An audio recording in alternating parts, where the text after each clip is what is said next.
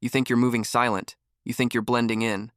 But what if I told you you're actually lighting yourself up like a flare gun? After the collapse, the game changes. Silence, shadows, and staying unseen, that's what keeps you alive. But there are 7 things most people carry that turn them into a walking signal. Not loud, not obvious, but deadly. Because they say, I'm here. I'm prepared. I've got what you don't. Most people won't even realize they're exposing themselves. They'll carry gear that makes them feel safe while silently marking them as a target. They won't hear it. They won't see it. But others will. People who are hungry, cold, desperate. And all it takes is one small clue-on flash, one scent, one sound to turn your quiet camp into a target. This isn't about fear. This is about not being the one they find first. So if you're serious about surviving when things fall apart, you better know what's giving you away. Because after collapse, it's not just about what you carry, it's about who sees it. Number 1, wheeled luggage or noisy rolling bags. Wheeled luggage seems like a smart choice, easy to drag, saves your back, holds a lot. And maybe in an airport that's true.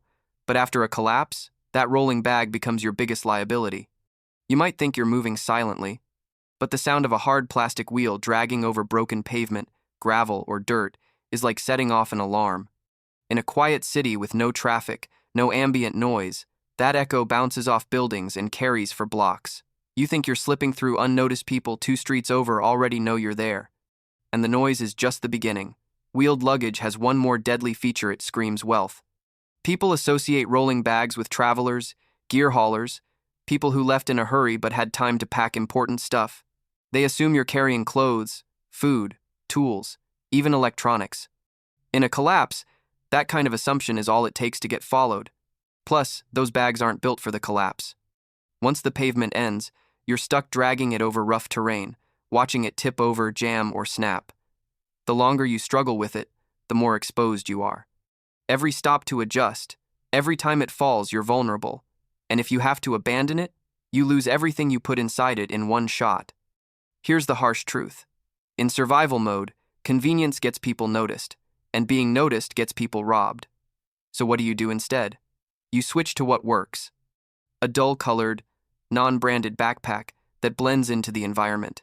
Something with no shine, no extra straps flapping, no gear clinking. Something that keeps your hands free and your movement quiet. And you carry less. You learn to move fast, not loaded. Because mobility is survival. If you've got a rolling suitcase in your prep, ditch it now. That thing was made for hotel lobbies, not burned-out streets. And when collapse hits, every noise, every delay, every assumption people make about what you're carrying will stack up fast. Wheeled bags don't just slow you down. They make sure everyone knows you're coming. And in a world where silence is survival, that's all it takes to lose everything. Number 2, power banks with LED indicators.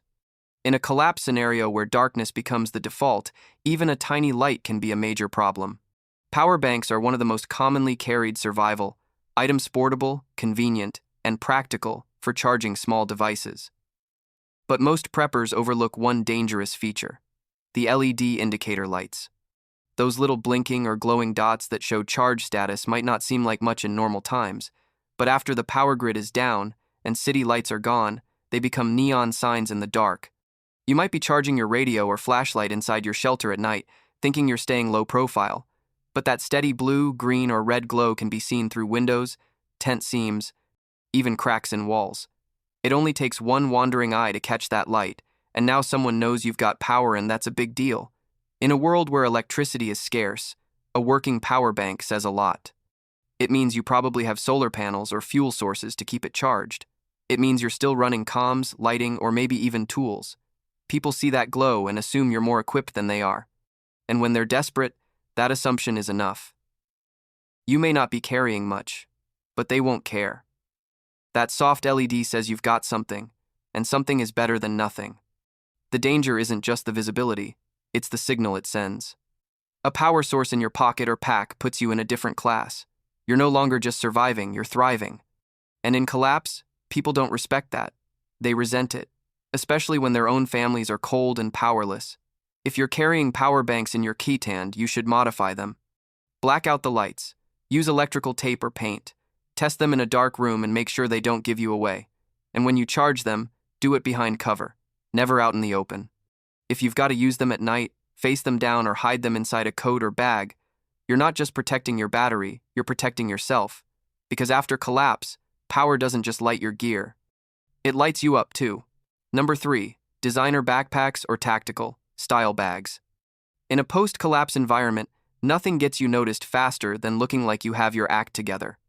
And few things scream prepared louder than a flashy designer backpack or a full-on tactical-style bug-out bag. You may think that having the best gear will help you survive, and in many ways, it will, but if your bag draws attention before you even open it, you've already made a mistake. Designer or brand-name backpacks like Osprey, North Face, or any sleek, clean, expensive-looking gear stand out like a flare. Even from a distance, the shine, the structure, and the clean lines signal value. People see a person carrying a high-end bag and immediately assume you're loaded. Not just with food or water, but with gadgets, tools, maybe even weapons. Whether that's true or not doesn't matter. It's the assumption that gets dangerous. The same goes for tactical bags covered in MOLLE webbing, Velcro patches, and military colors. You might feel like you're blending in or looking professional, but to anyone watching, you're the one to follow. You look trained, you look connected, and worst of all, you look like you know something they don't. That's enough to trigger envy, fear, or aggression from people who are cold, hungry, and desperate. Even worse, if your bag is fully loaded and shifting loudly with each step, zippers jingling, buckles rattling, you've just added sound to the visual. Now you're not just noticeable, you're memorable. So what's the solution? Go gray. That means using low-profile, neutral-colored backpacks that don't stand out. Old hiking packs, dirty school bags. Something plain, even slightly worn. No logos, no shine, no tactical vibes. It should look like you've got just enough to get by, nothing more, because that's the illusion you want to project. Survival in collapse isn't about showing strength. It's about showing nothing. You don't want to be invisible, you want to be unimportant. Also, pack smart. Distribute your load to reduce noise. Tape down buckles if needed. Don't let straps flap around or gear dangle. Every detail counts when everyone's watching for weakness or opportunity. That high-end pack might carry your life inside it. But if it also paints a target on your back, it's not helping you survive. It's helping someone else pick their next mark. Number 4, foldable solar panels, visible when charging. Foldable solar panels are one of the smartest things you can own for off-grid survival. They give you quiet, renewable power without the noise or smell of fuel. You can charge radios, flashlights, GPS, Unit 7 power banks. But here's the part most people don't think about. They're also giant signals that say, I have resources. During a collapse, most people won't have electricity. Their phones are dead. Their lights are off. Their batteries are gone. So when someone sees a set of solar panels laid out on a rooftop, in a field, or even outside a tent, they immediately know one thing. You've got power. And if you've got power, they'll assume you've got more communication, tools, batteries, backup devices, maybe even security. That makes you important. And in a lawless situation, being important is one of the most dangerous things you can be. It doesn't matter if you're charging a small flashlight or just topping off a battery bank. The visual of solar panels being used creates a narrative in the minds of others. They won't ask questions. They'll just follow the assumption. They'll track your movements. They'll watch your camp. And they'll wait for the moment your guard is down. And here's the other danger: solar charging takes time. That means your panel has to be left in one spot, open, exposed, usually for hours. In that time, anything can happen. You could be spotted from a window, a drone, a distant hillside. You could walk away to grab water and come back to find your panel and everything you left it with gone. So how do you stay safe? First, never charge in the open where it's visible from far away. Use rooftops, behind natural barriers, or tucked into hidden sunlit corners. Charge at times when traffic is low, early morning, late afternoon when movement is less likely. Second, use camouflaged or matte-colored panels if you can find them. Avoid the shiny silver or bright plastic frames that catch sunlight and reflect it like a signal mirror. And third, never leave your charging setup unattended. If you're not watching it, you're risking it. Even 10 minutes is enough for someone desperate to snatch it and vanish. Solar panels are a tool. But like every tool in a collapse, how and when you use it is everything. Used wrong, it won't just charge your gear, it'll charge the danger coming straight at you. In a world gone dark, power means survival. But showing that you have it, that can flip the whole game against you. Number 5, reflective safety vests or strips. In normal life, reflective gear saves lives. It helps drivers see you at night, helps workers stay visible in high-risk areas, and keeps runners and bikers safer on the road. But in a collapse scenario where the goal shifts from being seen to staying hidden, those same reflective vests or strips can turn you into a spotlight in the dark. Most preppers think about protection in terms of gear, weapons, or food, but very few think about visibility as a threat. If you're wearing a vest with reflective tape, even small amounts of light like moonlight, headlights, or someone else's flashlight can catch it and bounce that glow right back. That glow is unnatural. In a pitch-black world where everything's dark and muted, your vest lights up like a signal flare. Someone 2 blocks away sweeping their light across a broken street might not see your face, but they'll see that shimmer on your shoulder. And it's not just vests. Backpacks, raincoats, even shoes and gloves now come with reflective piping or accents. In a functional society, that's safety. After the collapse, it's exposed. Wearing anything that reflects light or stands out visually means you're the most noticeable thing in any direction. And if someone's looking for a target someone to follow, watch, or take from your visibility makes their job way too easy. There's also the assumption factor. Reflective gear implies organization. It suggests structure. People associate it with workers, responders, someone with a plan. That illusion alone can attract attention. People will assume you've got access or knowledge or connections they don't. They may assume you're with a group or guarding something worth protecting. Even if you're just trying to get from point A to point B, that vest on your chest just made you the most interesting thing in the area. So what should you do? Check every piece of your gear. Walk into a dark room with a flashlight. Sweep it across your pack, coat, shoes, even your hat. Look for that flash, that streak of silver, anything that catches and bounces light. If you see it, cover it. Spray paint, electrical tape, mud, charcoal, whatever. Dulls it down. Replace it if you can. Even better, switch to earth tones. Browns, greens, grays. Go low profile in every direction. In collapse, silence and darkness are your camouflage. And visibility? Visibility is an open invitation for trouble. That strip of reflective tape might seem like nothing, but when someone's desperate and hunting in the dark, that's the only signal they'll need. Number 6. Branded outdoor gear, with tags or big logos. When you spend money on quality survival gear, it's natural to want brands you trust. You buy gear from names like Osprey, Leatherman, Columbia, Gerber, or Patagonia, because they're proven, reliable, and built to last. But after a collapse, those same logos that gave you peace of mind? They'll do the opposite. They'll attract eyes, they'll spark assumptions, and they'll silently shout, "I'm carrying something valuable." People in a real collapse don't need to know what's inside your bag. They just need a reason to believe it's worth following you for. That shiny Leatherman logo on your pouch? It tells them you're carrying tools. That Columbia jacket with the visible branding? It tells them your clothes are high quality and probably water resistant.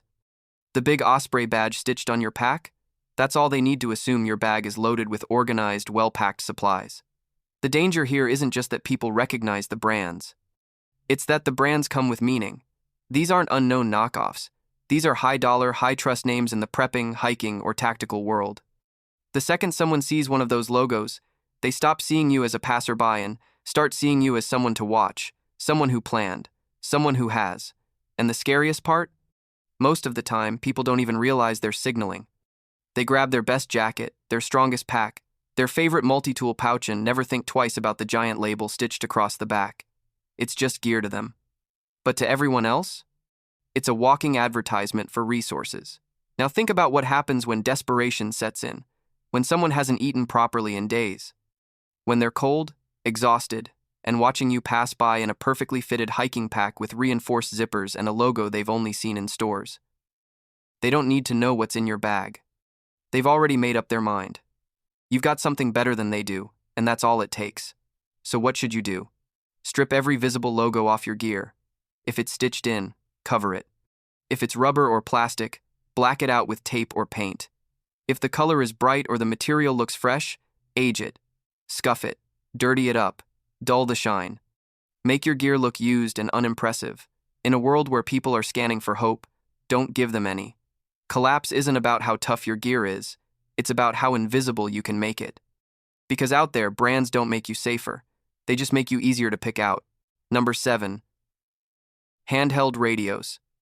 Handheld radios are one of the most underrated tools in prepping. They keep you connected when cell networks die. They help coordinate movement, monitor threats, or call for backup when you're not in shouting range.